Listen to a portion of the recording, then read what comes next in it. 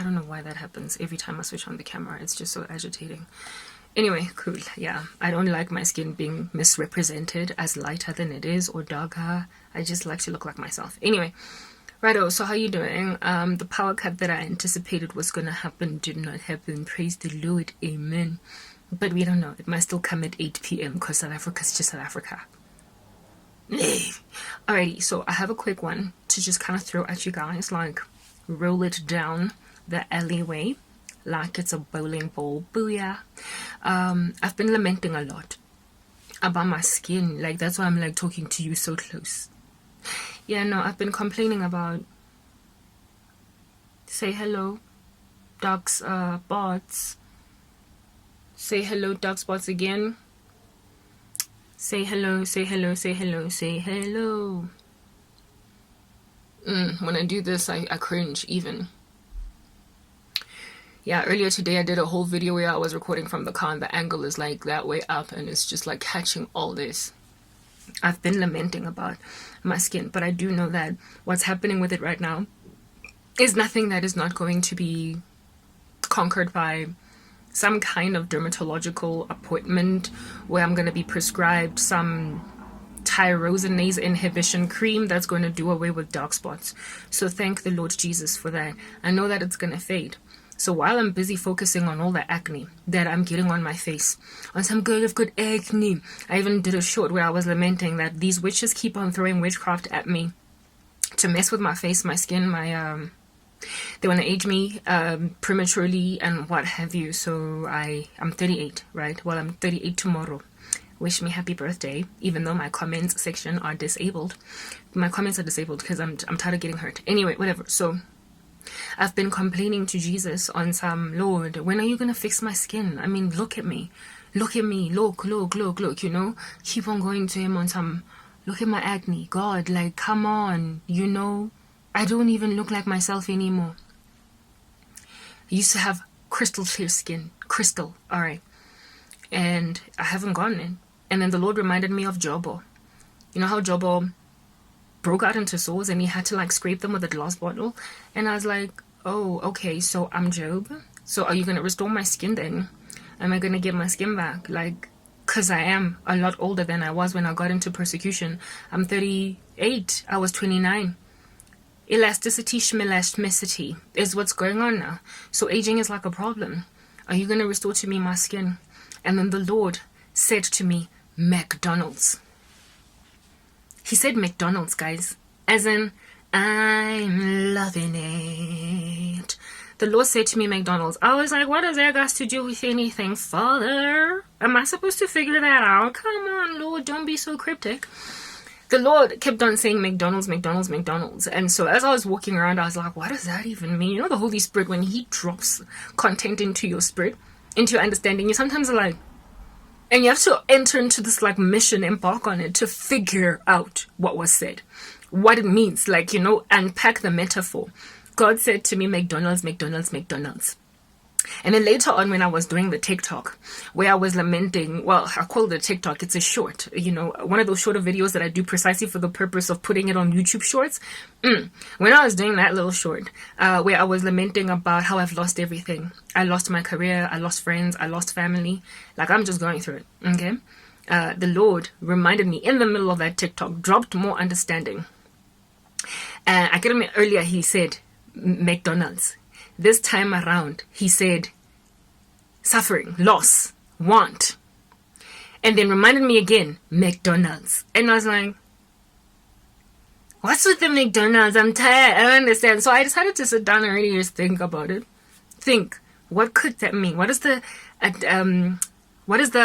link of McDonald's to suffering, loss, want? I've been in this persecution for like 8 years. It's going to be 9 years next year in November. I'm counting, right? God willing, it won't be 9 years because I'm going to be restored, recovered. Amen. Like, share, subscribe, please, so I can get that done. Anyway, righto. So I was able to eventually put 2 and 2 together while I'm sitting down here. Because outside where I'm living, I'm like in a little shack where I'm staying right now, right? My family members walk up and down. My environment, me. They walk up and down me like ain't nothing going on. Like, my life is not just thrown away. Like, I'm not going through it. Like, this is not a travesty. Like, this is not an abomination. They be walking around like this is not, like, sad that one of our own is just living so badly. They have done this in front of me for years, and I'm like, okay. Including watching my skin do stuff like this. Okay. All right, ne? So outside, the things that they've been doing, like waking up, going to work in the morning, while I don't go to work. Waking up, celebrating each other, laughing, having conversations, visiting one another while I have no company, while no one cares for me. Another thing of that nature just happened. My baby sister, who is 21 this year, she turned 21, right, in February, saw my whole persecution. And she was still in primary school when I got thrown into this obscurity. And now she's out of high school. And she's 21. And she has been hooked up with a job by my mom at my mom's company. Some kind of an internship. I think it's the second or the third one that she's messed up. Because the first one or two that she was given, she got tired of it and just quit like cold turkey. Left on time. I don't want to do this. So strings are being pulled for someone that's kind of low-key irresponsible. She needs to like change her ways while I'm still sitting here gathering dust. And I'm looking at all these things and my heart is breaking. I'm shattered. No hate to my little sister. She is a victim of my mom and my older sister. They were irresponsible, and so now the kid does not know how to act. So I ain't got no problems with my little sister, and I think you guys can pick up that I try to protect her as best as possible when I'm chatting here, because her behavior is literally fashioned. She was made like this, to be this apathetic towards my cause. She knows no different, even though, frankly, she has the invisible qualities of God, and also to warn her of what's right and wrong, and her conscience, as well as maybe the observation of the lives of other families, how it is that hers is weird and she should know that it's weird. So she is without excuse, but I'm still nonetheless super merciful towards her, because she was trained to not like me. She's like a child soldier. You know how they train them to shoot and kill very young, and they think there's nothing wrong until they become 29 and realize that, oh snap, I killed some people. Next thing, they've got PTSD. My baby sister's facing a future of post-traumatic stress once she develops a moral compass from simply going through life, living and realizing that what she did is wrong. I feel bad for her. Anyway, whatever. But I'm kind of buffering as many blows as I can to tell her that, look, it's water under the bridge. On the day you decide to come around, it's water under the bridge. But this little girl, to me, she's still a little girl. Anyway, whatever, right? But she's 21 now, so she's a grown woman. Has this little job that my mom has given her, the third one that she's hopefully going to stay in, right? And with her little job, she's able to get basic things that I used to be able to get back in the day, like McDonald's, like Steers, like Debonair's, like new panty, like new toothbrush that's gonna make my teeth extra white, like just random stupid purchases, cover charge at the like club. Could be able to take care of that as an upcoming, you know, when you're still young and you don't have bills to pay, no rent, nothing. You spend your money on stupid things like indeed that new toothpaste, as well as cover charge at the club. So now she buys her own drinks, don't nobody gotta like, you know, buy them for her. Thanks to this new job that she has, that hopefully she's going to keep, because we don't want irresponsible people up in this business. You know what I mean? Anyway, my little sister has pocket money to buy takeout. My mom cooked last night. My mom cooks deliciously. Can't be throwing out no baby with no bath water. That's how I feel every time I'm eating my mom's food. Like, can't concentrate, okay, on anything else. She cooks divinely, meaning that with her food in the fridge, ain't nobody gotta go get no KFC. Not only does my mom cook divinely, her food is healthy. Like, she's all about that spinach business, all about that cabbage business, all about that, like all those like rainbow colors, they're on a plate. And she cooks for the week, and she knows how to be moderate with spices. She also gets very high quality spices that are hard knocking antioxidants. But basically, she's a healthy meal cooker. Like, your fill of proteins is in there, your starches, your vegetables, your greens, your collagen inducing foods. Yes, collagen producing. You get my point. What I wanted to rather say was roughage, like cellulose, all that jazz. It's all up in there. On top of that, she buys lots of fruit. So there's a fill of that. On top of that, there is the breakfasts that you could eat, like oatmeal. There's always like oatmeal, blah blah. Yeah, so fine. This is a household where food is always at abundance, never a lack of it, and it's a high variety, a high color range in terms of the rainbow, like, you know, balanced meal type environment. And if you just eat what's available readily in the pantry, you are going to be one of the healthiest people under heaven. I'm grateful that my mom is a foodie, so therefore food is always well done and it's not overcooked. It's just right up in this like environment. Okay, so after when she has cooked, that's like the best time for me personally. When she has not cooked, I tend naturally, inclination within me, just naturally, I incline towards junk. It's what I do. I've been doing it all my life. All my life. I will choose the donut over the apple. I will choose the slap chip over the spinach. I will choose the chicken mushroom pizza pie instead of the feta cheese and spinach pie, even though that puff pastry is in and of itself problematic. I will choose the blueberries on a cheesecake instead of just the blueberry alone. That's me. I have never been about that lifestyle choice. There was a time when a dietitian, because I wanted to lose weight back in the day, put me on a diet and I set up and I stuck to it, guys, and it was such a terrible time for me. I was so moody, I was hangry, I was snappy, I was feisty, I was fiery. And then the World Cup happened and I was like, evening is the World Cup, and I threw it out the window. So I'm not really good. Thank God I'm naturally skinny. Metabolism is quite high, so I don't get fat like easily, but I definitely am that high sodium intake girl, high fizzy drink intake girl, high potato starchy hard knock processed foods intake girl. I'm about those slap chips. I'm about that chocolate bar. Yo, like if I was a fat girl, I'd be so miserable because I'm gonna be on that My 300-Pound Life documentary. I'm blessed by nothing but a fast metabolism.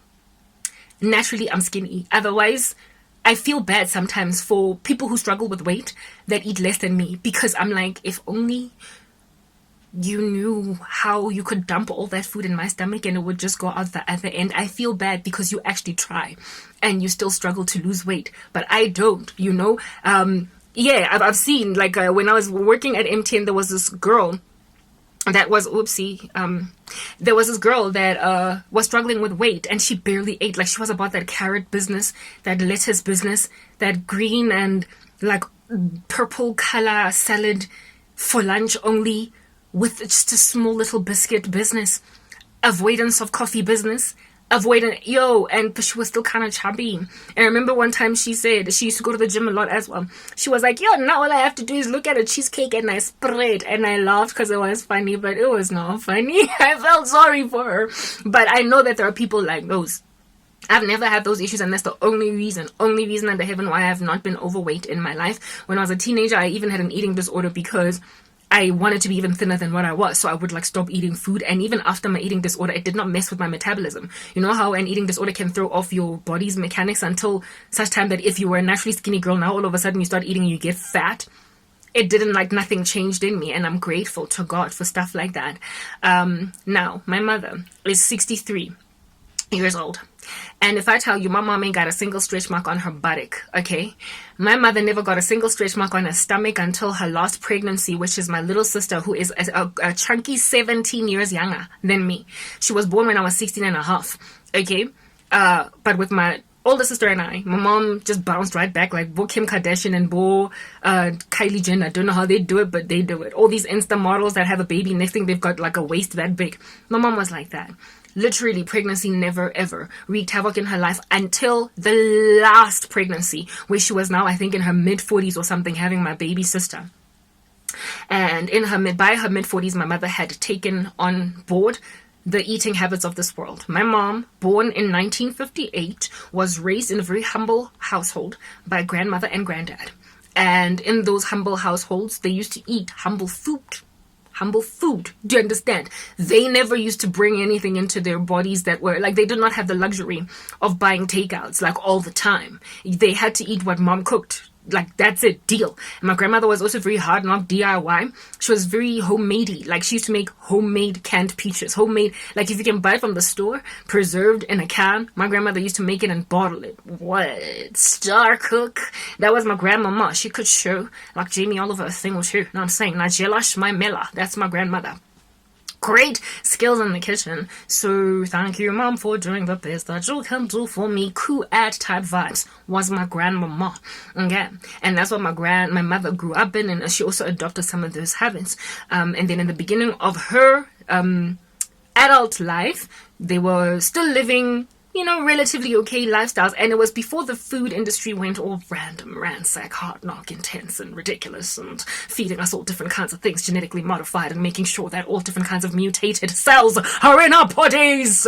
So even when you went to a restaurant and ordered a steak, it was a steak.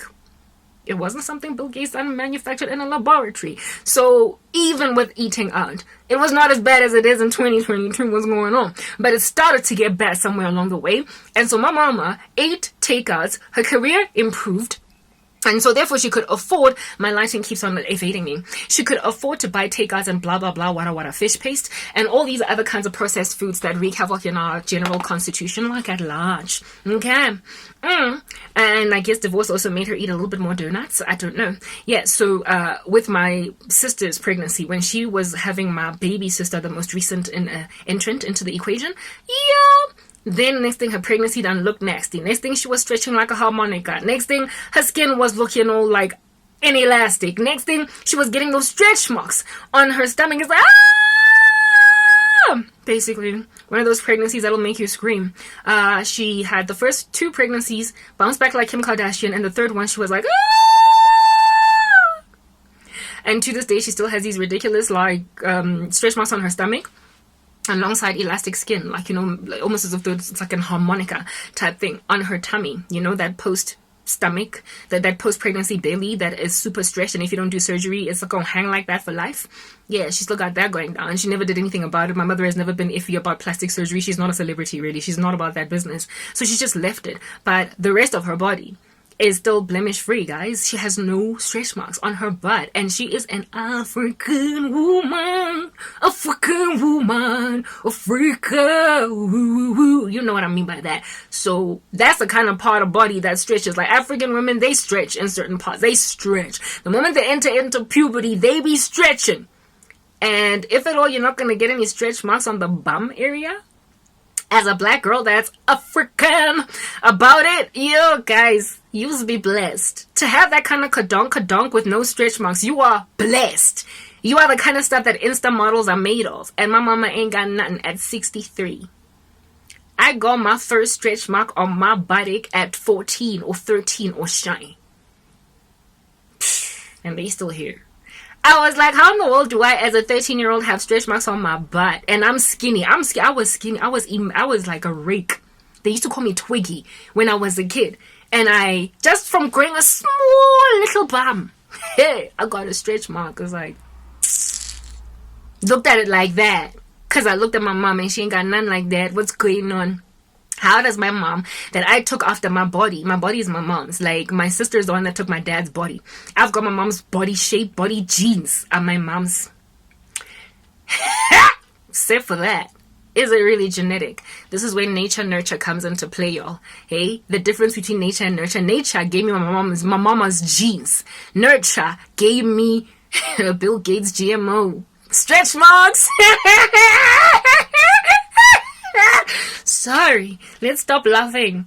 More laughing. So that was my mom. As soon as she started eating this horrible processed food of the world in order to mass produce, they did something to our food.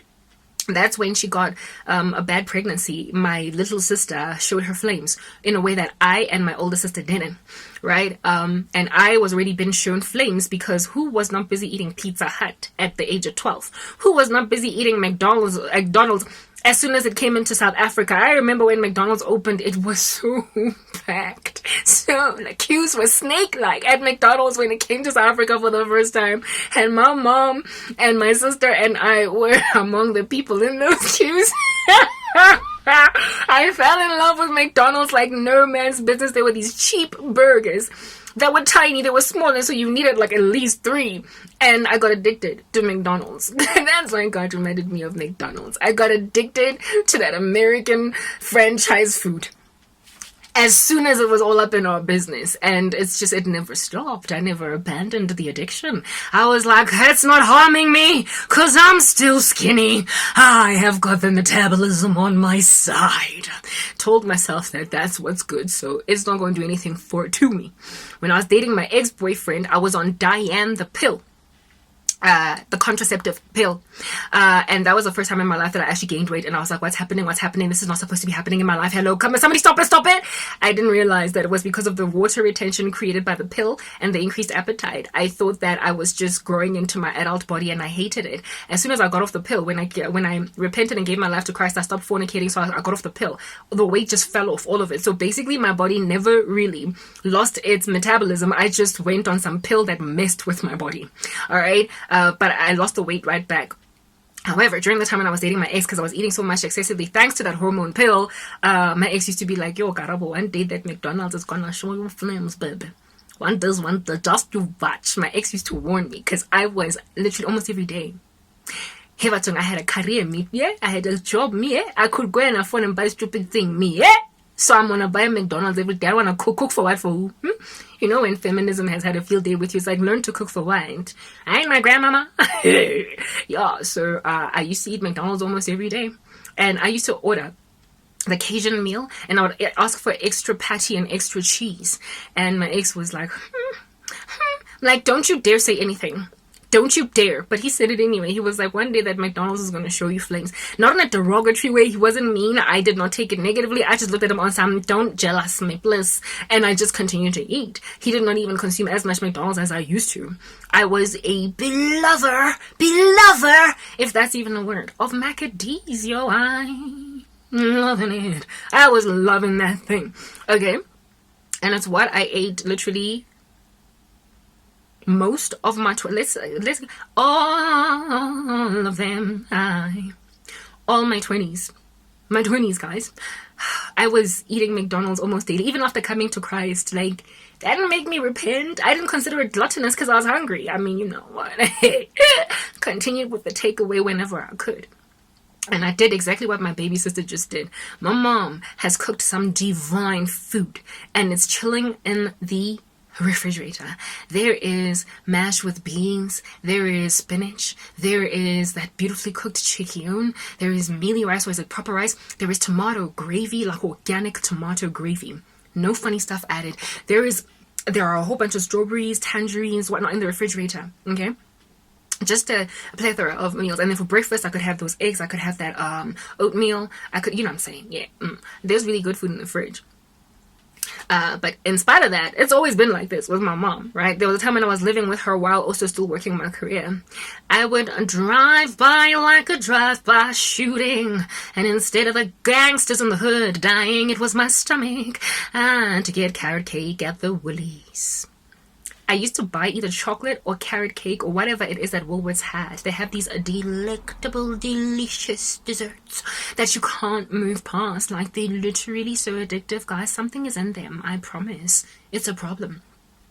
I could never ever not have any such cake. There was also this wonderful carrot cake at my job that me and my colleague, I had this colleague with whom we considered that carrot cake favorite. So we, to comfort ourselves from believing that we're not overeating, used to split it in half and eat it like sure, right? I would eat that carrot cake every single time they sold it in the canteen, and if it was available at work, I would buy it every time.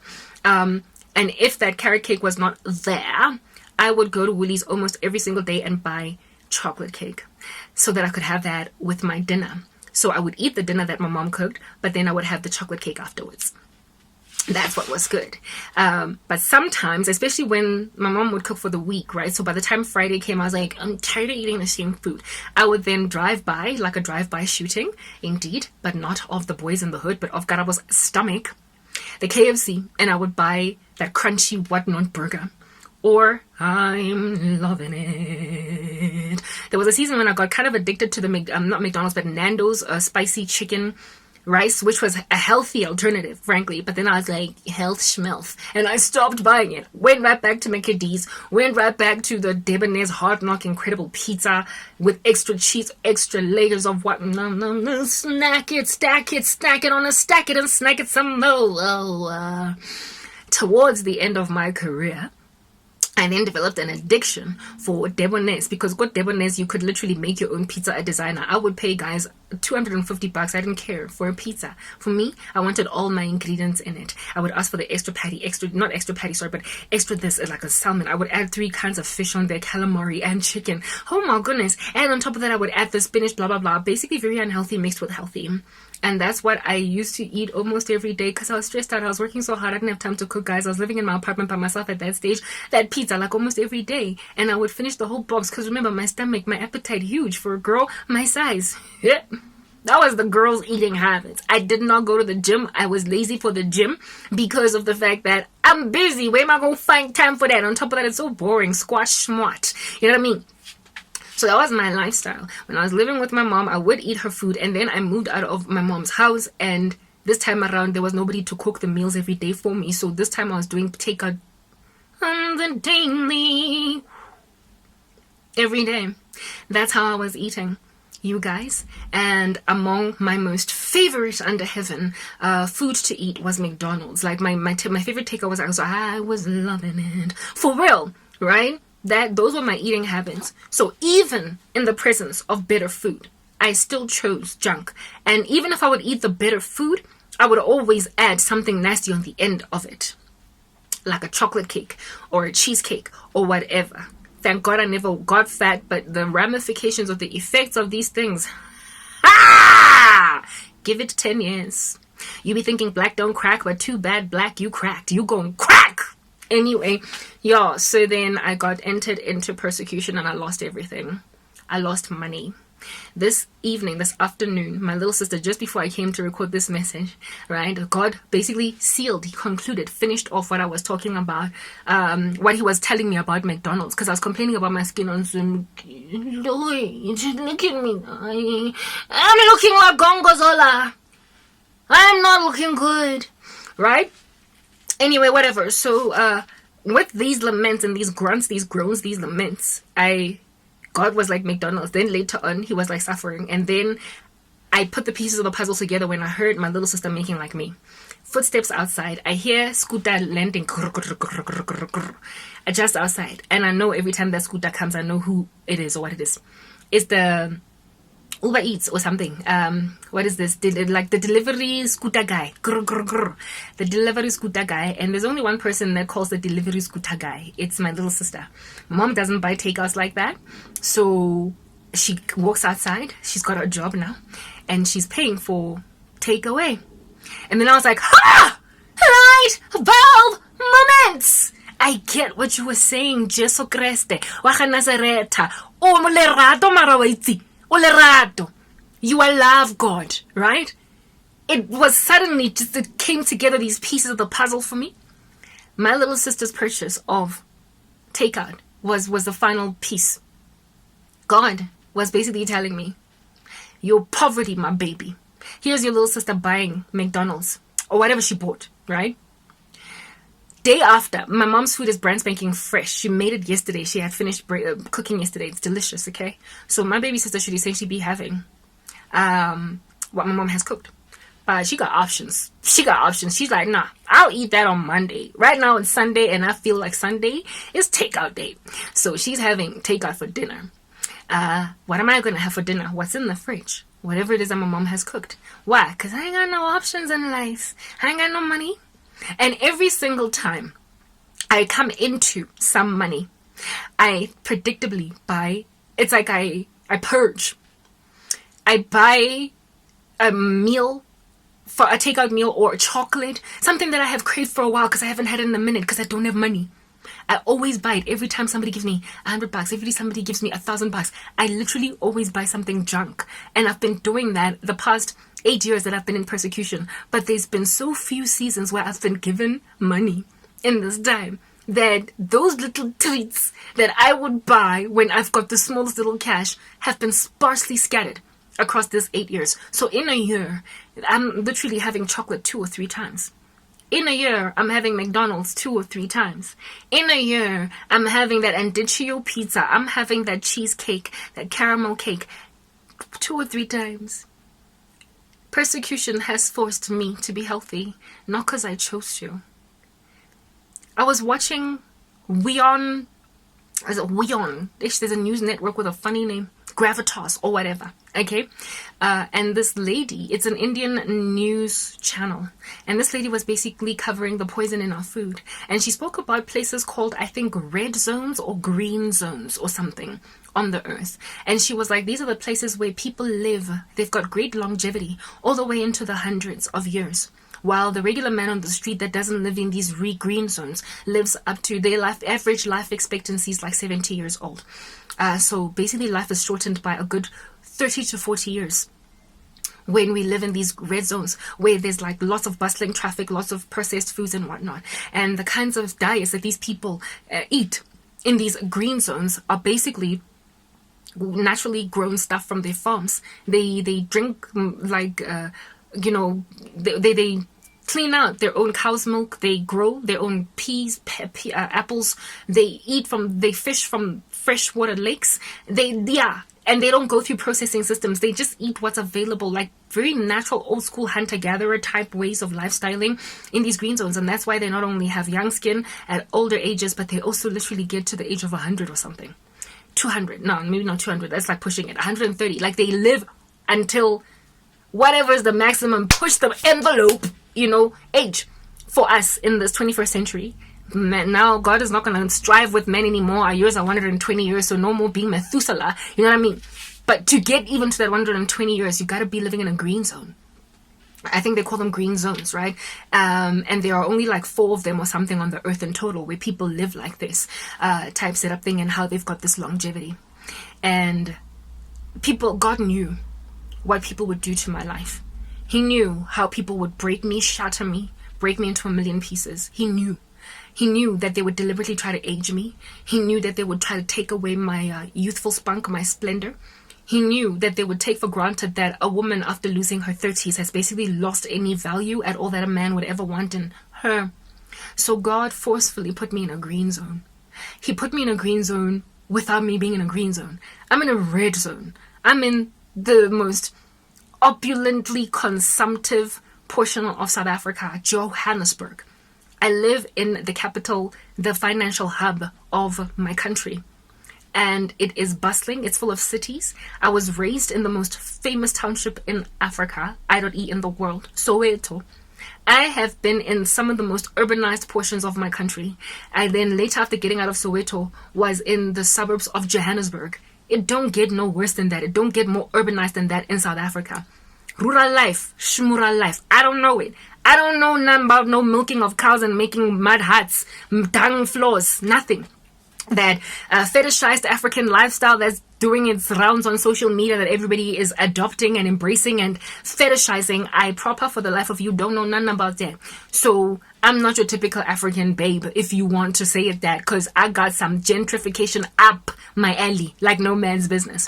I was raised in some of the most urbanized portions of Johannesburg. That's why I even speak English with a twang. Okay, don't have any Tswana accent in it, no Zulu accent. I'm that girl with the wham wham. I'm a Model C. That's me. Okay, meaning that I was born for that McDonald's lifestyle. I was born for that Burger King lifestyle. If there is a franchise from the most obese nation in the land coming to South Africa, I'm the first to queue number 1 to test it out. I was raised in America. Thank you, son. I was raised in America. That is a combination of Africa and America. If you're living in Johannesburg, you're living in America. Is that basic? I am living in America. So I should be obese like Americans. Unhealthy hub of Africa. That's where I come from. I didn't stand a chance. It was over before it even started. From the very get-go, it was over for me. It's over for us Americans. Unless we make lifestyle choices that will give us a shot. And I was never one of those people that are into making a lifestyle decision. I was never going to make the decision on my own.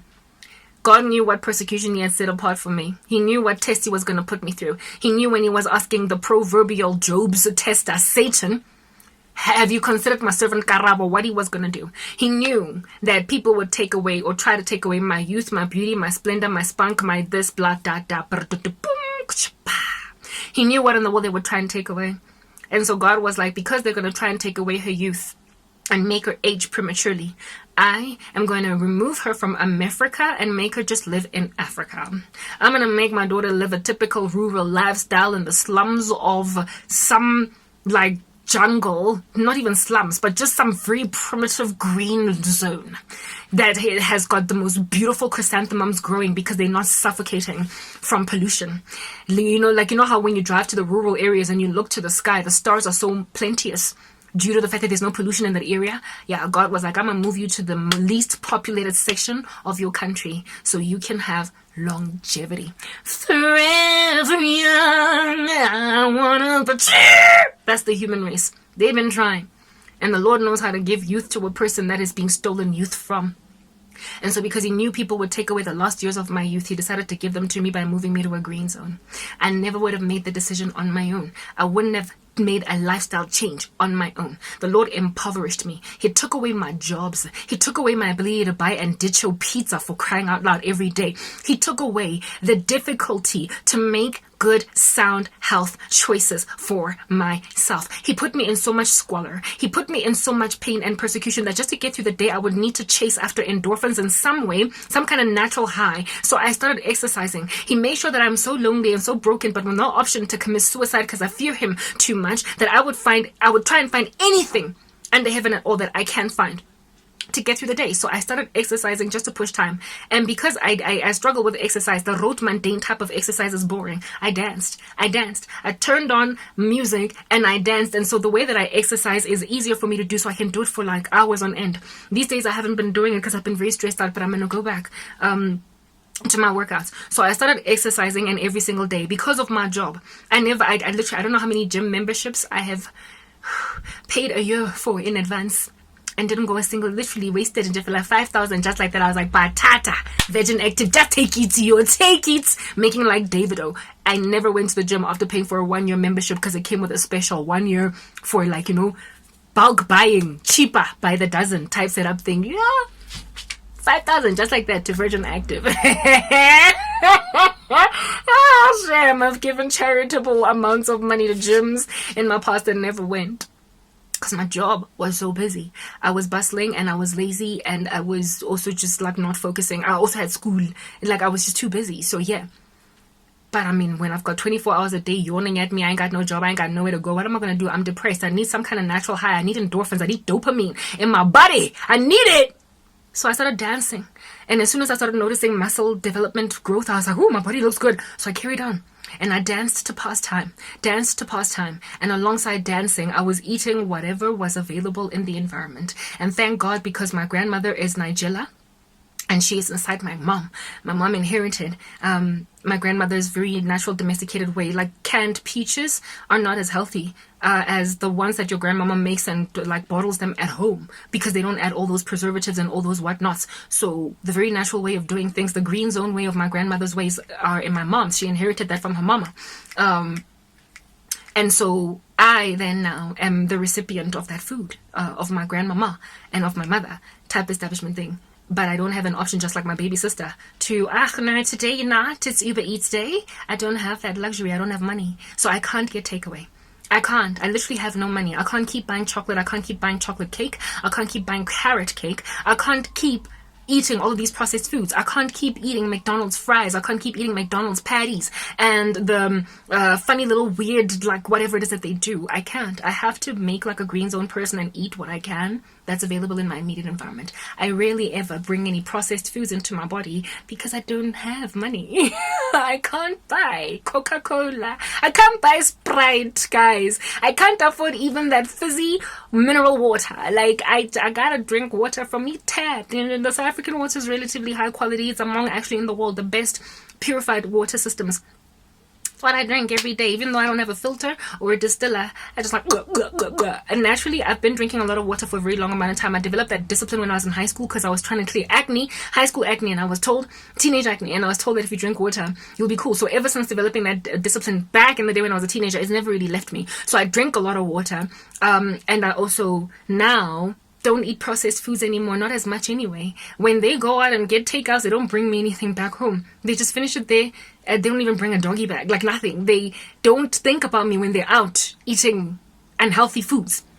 I rely on nothing but what's here. And on Fridays, when the food is finished, the domestic worker takes the food that is left over in the fridge and she takes it home. So it is only on Fridays and sometimes Saturdays, depending on when my mom cooks again, that I go out on a limb to eat gangster food. Bread, like just lots and lots of bread. And even then, it's not as gangster as it could be. What I usually have in my bread is a bread and liver spread with like iacha, which is basically like mangoes and some fenugreek. So it's not even all that bad.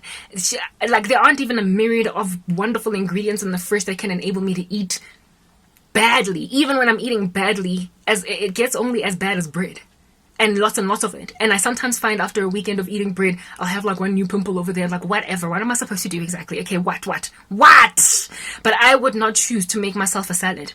Go and grab a tomato that's still there. Go and grab an onion, chop it up. Go and grab, no. For once, when I can just have cheese and bread and mayonnaise, so I'm bad. But when you don't have a choice, you're gonna be good. And so the Lord did it for me. He gave me good eating habits without me choosing it. He made me poor. He impoverished me, made sure I can't afford to buy chocolate, and so therefore I would not eat chocolate for years. Now, how you know lifestyle choices, how you know food decisions have actually worked is if you do a long range or a long-term study. You know, like those studies in like psychology, fields of medicine where they're trying to test a drug, but they have to test it over literally life. They call them life studies. They call them lifetime experiments where a person's life is literally observed from a certain date, and even decades progress before the data can enable them to draw any kind of sound conclusion. Yeah. Those studies, especially in using twin studies, where the one twin is basically the control and the other one is the test subject. The control twin that basically continues in their life as it was versus the test twin who has been given not a placebo, but the thing that they're experimenting on. If you observe the differences in how they are over 10 years, 20 years, then you will see what happened because of the test condition and versus the control condition. I am the test twin. That basically a lifestyle change. Green zoning inside a red zone twin. While my other twins, I don't eat everybody else that was not thrown into the obscurity that I was growing up with at the same time. Other kids born in the 80s. I was born in 1984. So other people born 1981, 2, 3, 4, 5, 6 that are gonna start to age very visibly in their mid to late 30s. They are the test, they are the control subjects, the ones that continue to be able to afford their McDonald's, the ones that were able to continue to buy their chocolates, their cream donuts, and their whatnots. I wasn't able to do that. They threw me out into the street, made sure that I could only eat whatever is made available to me. There was a season when I was even also perpetually fasting, and whenever I did eat, I ate literally very healthy food because I did not have money to buy bad or unhealthy food. Yeah. And that is what has happened in my life. And so my peers, my fellow 38-year-olds, 39-year-olds, my fellow 37, 35-year-olds, 36, 34-year-olds, basically my age range group, give or take minus 5 years behind me and add 5 years ahead of me. So early 40s, late 30s, to mid to late 30s, all the way up until early 40s. We should all look more or less the same. Okay? And I am 38 tomorrow. Happy birthday to you. I'm 38 tomorrow. Test subject, Karabo. Made to live in a green zone within red conditions. And everybody that threw me into obscurity and squalor, they were the control subject. They were maintained with their lifestyles, able to buy McDonald's every 2 days, able to basically make the bad lifestyle choices that I did. And they either go to the gym or they don't. They either eat right or they don't, right? And whatever it is that they did, I wasn't able to do because of my conditions. So talk about Romans 8:28. All things work out together for the good of them who love the Lord and are called according to his purpose. They threw me in obscurity and squalor and so made me exercise like no man's business. So that's the first thing. And then after the exercise, they make sure that I can't eat badly. So I don't gain weight very easily. There was already something that happened with me naturally. But I've got such a high metabolism that at this age right now, like many of my peers are kind of, looking kind of fresh. They've gained some weight. They put on some meat. They don't look the size that they were when they were 22, now that they're 37. You know what I mean? They're a little bit thicker. I am not. If anything, I'm skinnier than I was when I lost my job. I've lost weight from that date. And despite having sat for 3 months not exercising because of stress, it's almost 3 months now that I have been in this seriously bad position, 2 to 3 months. I still have not spread even in the slightest, and my muscle that I had gained and developed haven't even faded. I've been literally testing my body to see if I'm losing muscle mass because I haven't been working out, but I have been maintained in spite of having essentially stopped exercising. You guys know they made me live with a cat, so I have to open for my animal.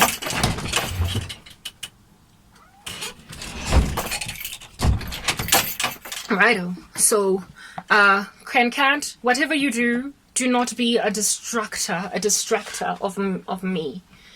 Okay, righto. Aye, Cat.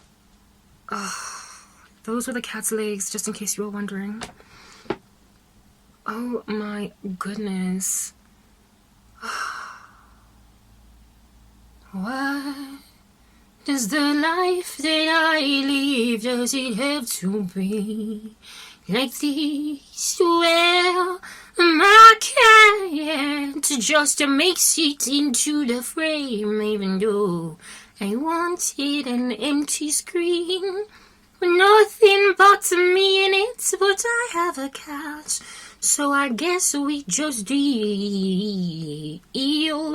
Okay, the cat heard the song and finally moved. Okay, cool. Right, so the Lord has been the one to keep me in this way. Potiphar's wife decided to scream, cry wolf where there was none, and accuse me of things I didn't do. And now in prison, I can't eat anything but prison food. But prison food is healthier for a sister. So undermine me as much as you want. But those people that were able to maintain the ability to afford anything at all in life continue to purchase things that were bad for their bodies. God knows the intricate biology of human beings. And so he knew what would be the thing that would need to be done in me and for me to basically handle my enemies who would try and take away all my 40s. He put me in so much poverty that a combination of exercise and good eating and restrictions that would make sure that I can't eat badly would make me look significantly younger at 38 than my fellow 38-year-olds. And so young do I look that I look even younger even than women that are younger than me, and men. Like, as in 30-year-olds, 31, 32, 33-year-olds. I look younger than some of them. I look younger even than some people in their 20s. Because the Lord has seen it fit to maintain me. Because that's exactly what people were trying to steal from me. My youth, my beauty, my splendor. Out of jealousy, they were like, she's going to age. And they're still to this day leaving me destitute, going nowhere. All they've done is break me out into acne. All they've done is give me, blemish. That's all they've done. But they have not actually taken anything away permanently. They have not creased my face. They have not given me crow's feet when I smile. Even when I smile hard. I don't develop crow's feet. They have not caused creases that are visible on my forehead. Lines that you can visibly see up my forehead. Because of how stressed I've always been. It's like I'm bouncing back. When I smile, I don't have to, upon releasing my smile, have to worry about lines being left on my face. Literally, I am as elastic as I was at 29, 28, 25. And the thing that has done that is living in the green zone. By force, even though I am in the reddest zone in my particular country, that is South Africa. Father in heaven, put me in suffering. And the suffering made sure that I can't eat as much McDonald's. And that lack of McDonald's, alongside a mix of some exercise, has made sure that I look like this at 38. Well, 37. Like these days I hold on to my 37, to my birthday that is younger. If it's not yet the day of my birthday, but I'm already 38. I'm turning 38 literally at midnight. And yet the Lord has seen it fit to keep me looking youthful. So when the Lord says, I think it's Joel, I will restore back to you that which the locust, the palmerworm, the cankerworm, the consuming worm, the palmer worm. You know that exact scripture. When the Lord says that he will restore to you that which the locust has eaten, he is serious. He means business. He is for real.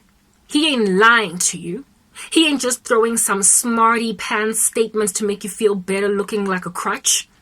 He is legit for real, restorative in that capacity. So what has the locust and the palmer worm eaten? It has eaten away my 30th birthday, 31st, 32nd, 33rd, 34th, 35th, 36th, 37th, and now it's about to try and eat away my 38th. That is what the locust and the palmer worm have taken. And God said he's going to restore all those things to me. So what did God give me? He minused 37, 36, 35, 34, 33, 32, 31, and he didn't stop there. He then said 30, 29, 28, 27, 26, 25.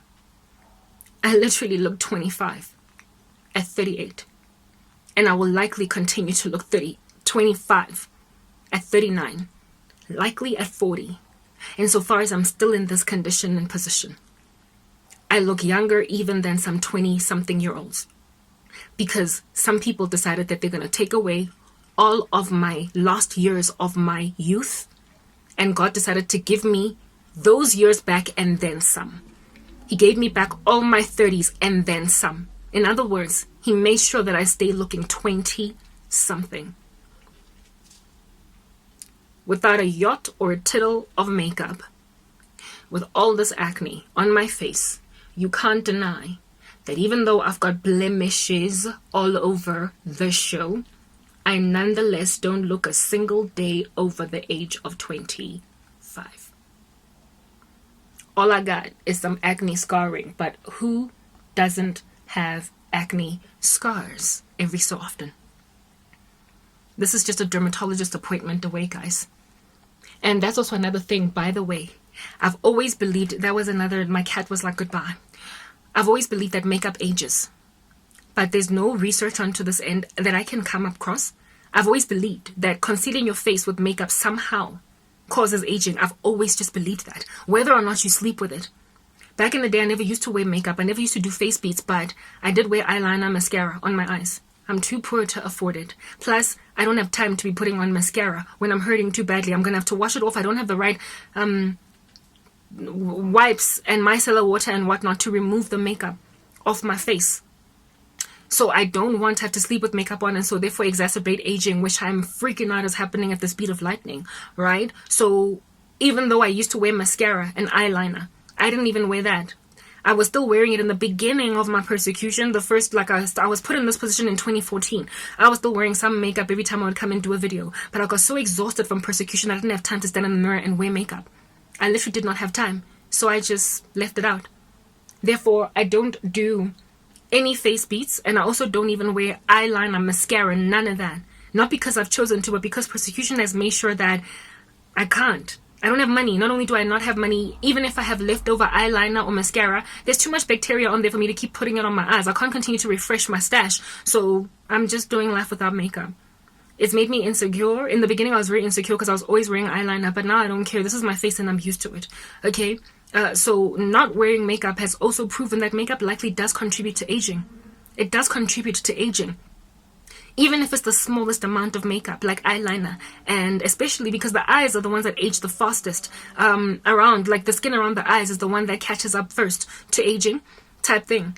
I stopped wearing that, like mascara, eyeliner, all that. I stopped wearing it. I've worn it in the season of persecution perhaps like 5 times in total out of 8 years because of a job interview that I had to go to that didn't work out, or maybe just experimenting with makeup in my channel. But it's been, like I said, just those few times.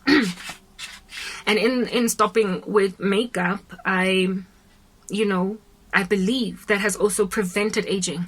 I don't have proof. The only proof I have are the control set subjects that were still busy wearing their makeup, still wearing their eyeliner, still wearing their eyeshadow, still rocking their whatever it is that these people put on their faces, the falsies. I don't think falsies contribute to aging, but you get my point. The whole makeup thing, I mean, it's being so proliferated right now on the earth. These face beats, the whole makeup revolution that has taken off the past couple of years, all it's doing is aging young skin prematurely. I believe makeup is an ager, guys. I don't know. I'm not saying women don't wear it, but I am saying preserve your face. And my mom is 63. She ages so gracefully, and she has had a reputation for aging gracefully. My mom has always had friends that were 10 years younger than her, and nobody knew that she was older than them. If anything, they always thought she was younger than them. And this is because she went to university much later, and many of the friends that she made were in varsity, right? That youthfulness of my mom is precisely also because she's never been interested in makeup. She's never worn it, even like eyeliner, all throughout her life. My mom, even though she's had some friends that really loved makeup, one of her best friends is a face beat, like from all the way going back into the 80s, you know, back when blush was not blended. It just looked like these two round circles that are red on your face. Like friends of hers that were into makeup like that from back in the day are still wearing it to this day. And there was a meeting that they once had gathering with one another here, and I looked at the one friend and I was like, my goodness, how much you have aged, even in comparison to my mom. And this is a woman that is 10 years younger than my mother, 10 years younger than my mom. So it is genetic, but it is also nurture. Nature versus nurture. The Lord gave me nurture. The Lord basically gave me my mom's upbringing, despite the fact that I was born a generation later. I was born in the McDonald's generation. My mom wasn't. That's why she never had any stretch marks throughout pregnancy. That's why she never had them on her bum. That's likely why, I don't know, guys. Like, I'm still, you know, yes, of course, I haven't had babies. I haven't fallen pregnant. I don't know how my skin is going to react to pregnancy. But this season of basically purging the darkness of the food industry out of my body likely has made sure that by the time I do fall pregnant, I will likely, even though I might even be in my 40s, have such a beautiful bounce back, like elastic pregnancy that it would be shocking for a woman in her 40s to basically carry like that. So everything that people have taken away from me, the Lord has just gone on right ahead to like restore right back to me. He gave me the upbringing of our parents. You know how they stayed young for so much longer with no stretch marks, growing on their buttocks and what have you. He has given me the splendor of youth, of those kids growing up in an era or a time where food was yet to be as badly processed by the food industries of this world. He gave me the lifestyle of a teenager growing up in the 50s, except I was a teenager growing up in the early 2000s. But he gave me the lifestyle of a teenager from back then, so that I would make for a beautiful older woman. And it should also help you guys.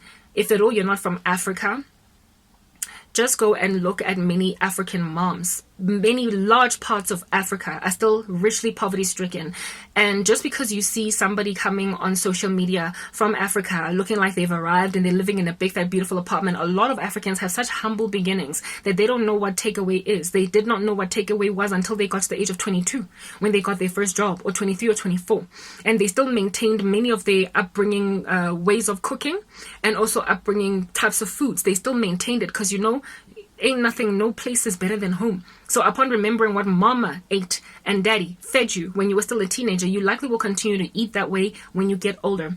Like when I started working, I used to go back home a lot just to have dinner at my mom's house and then go back to my apartment because I missed my mom's food. So even when they get to like 25 and they start making their money, or they've broken bank because they've got like a very successful Instagram or YouTube channel, they still eat the way that their moms cooked back in the villages, in the come up. Most Africans come from some kind of humble environment, and that's why you will find these TikToks being done by mom and daughter, and you can't tell who's the mom or who's the daughter.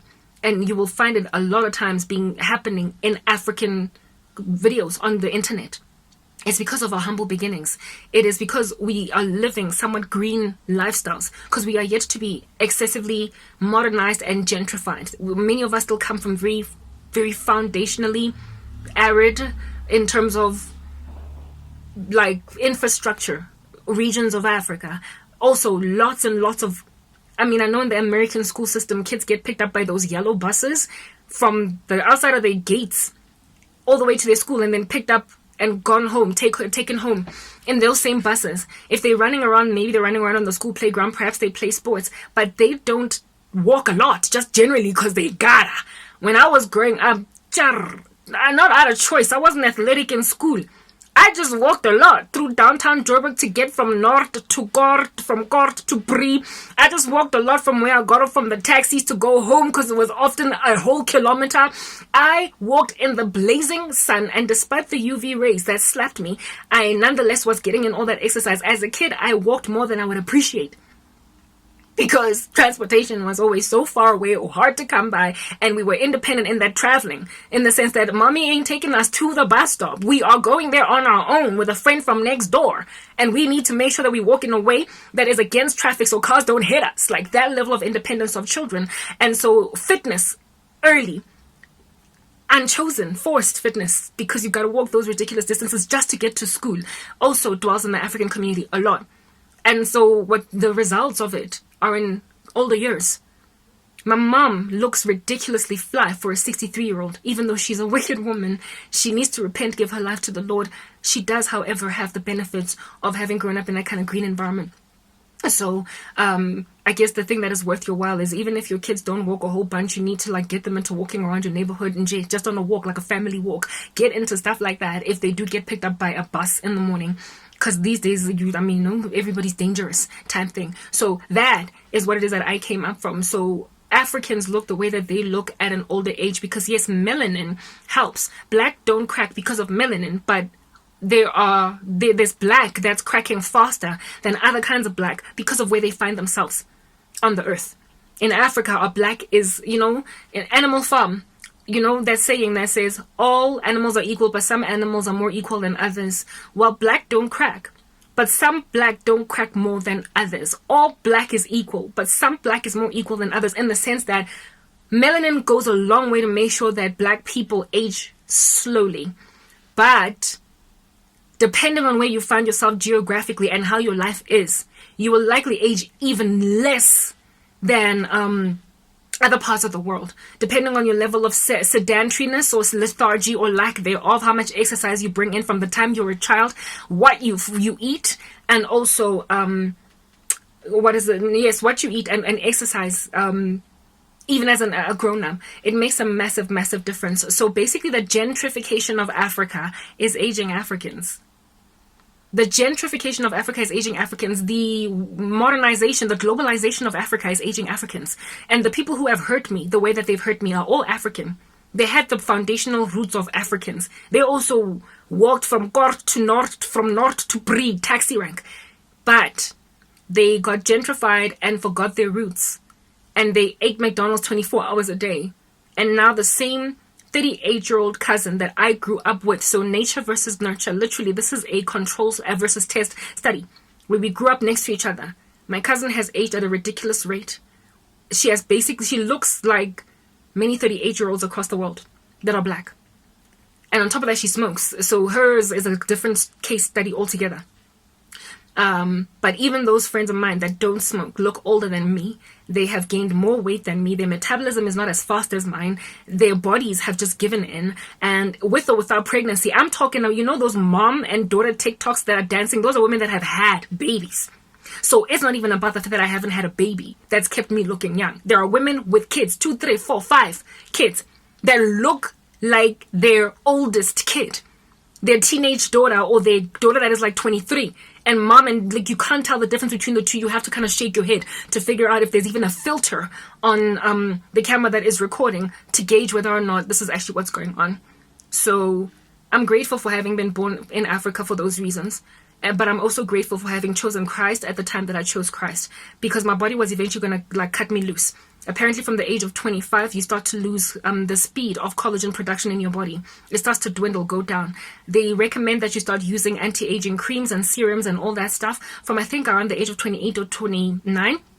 I don't have anti-aging. I have not had them all of this time, other than recently I just got the CeraVe moisturizer. I gave you guys the story behind the CeraVe moisturizer, but this is the first time I've ever been able to afford an anti-aging cream. It's got hyaluronic acid in it, and even then it's a body moisturizer more than it is for the face. The ones that are directly for the face, I could not even dare come near them because they just are ridiculous in terms of their price. But what I have been using not only food, but also there's a leaf of aloe vera in the garden that I just put on my face. I have not even had the benefit of using skin creams that plump up the skin, that function like Botox on the face. I have not even had the money to buy them. I've been frustrated, literally going to God on some, Father, I am going to age ridiculously if you don't get me money quickly so I can go and afford that ridiculous cream from, like, Neutrogena or whatever, that ridiculous cream from whatever might be the company, Eucerin. Help me so I can, start to prevent the effects of aging. Understand that I was already at an age where I was going to start buying anti-aging creams based on the advice that I got from dermatologists and whatnot across the world. But then I lost my job. I lost everything. And yet, despite not having anti-aging creams, despite not having dermatology as a benefit, despite not having Botox injections, plastic surgery, whatever it is that you can use to try and lengthen up your youthful years as much as possible, I still nonetheless have basically defied time. Jesus did that for me very naturally. Romans 8:28.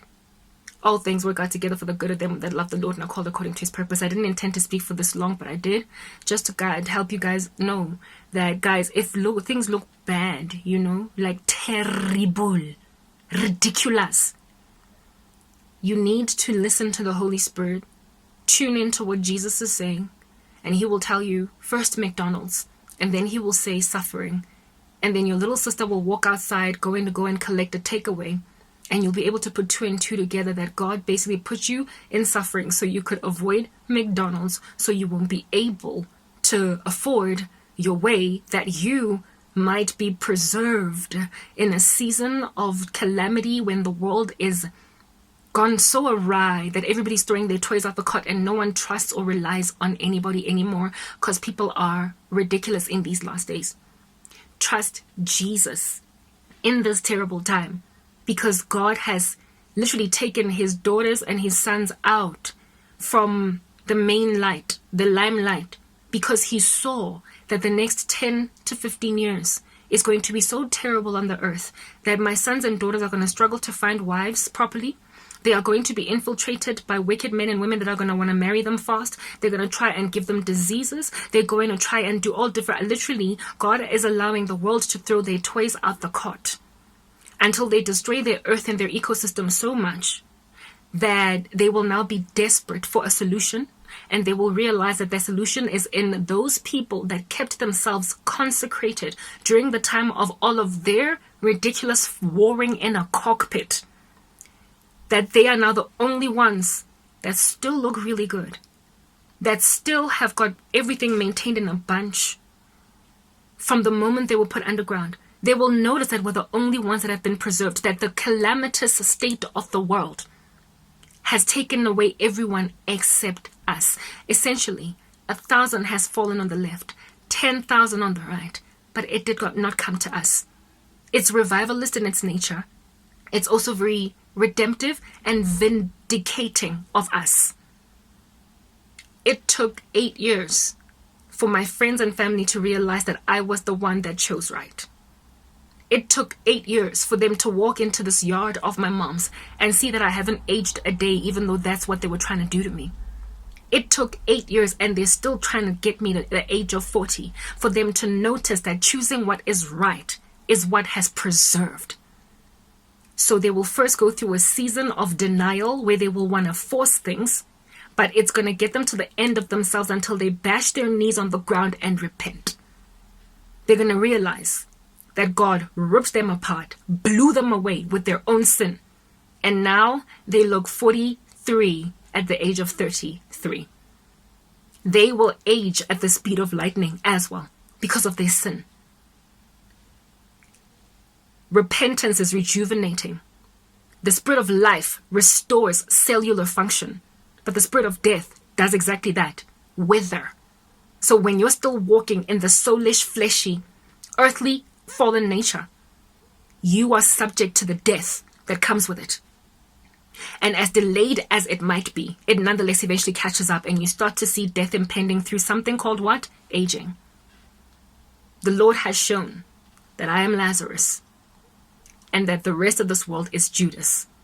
They die, while I rise from the dead, despite people having been having left me for dead. So I entered into this whole discussion about my skin and about McDonald's to help you understand what God has been doing all along.